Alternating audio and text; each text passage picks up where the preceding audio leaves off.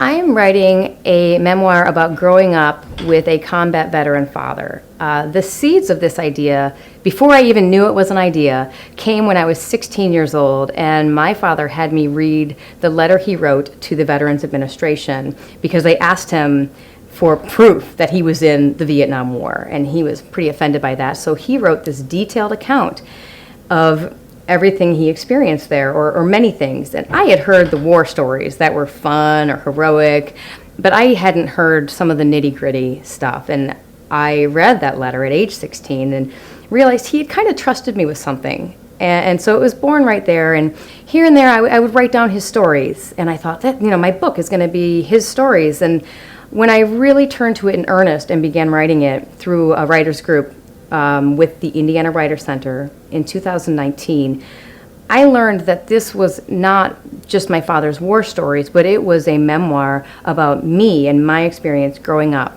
with a combat veteran father who suffered immensely from post-traumatic stress disorder.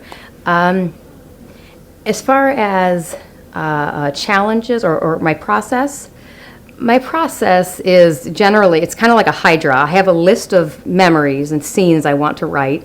I start writing it, I get the scene down, and then I find out, well, this is way more complicated than I thought. This is actually 3 separate scenes, and so I really have to make sure I'm paying attention to every step along the way and giving more attention to some things or less to others. And I have to keep coming back to that list because, like I said, it is a hydra. You can become so overwhelmed with it because it's so huge. It's my own experience. The whole way along, I am making sure that I'm writing to discover.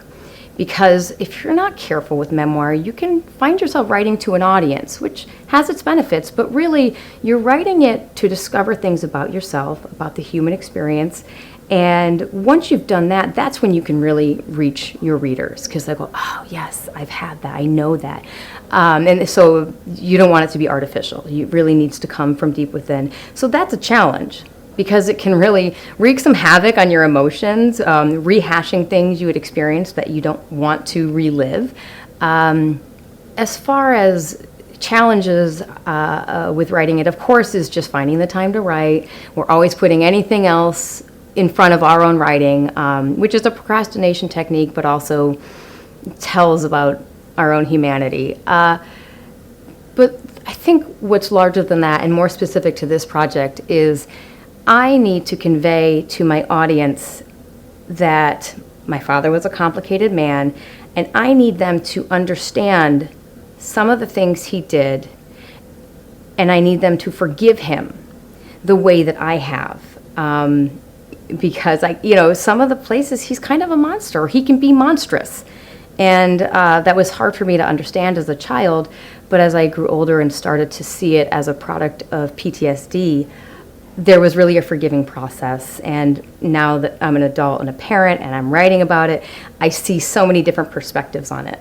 And I see, there was something else there. And I need to make sure I convey that to my readers.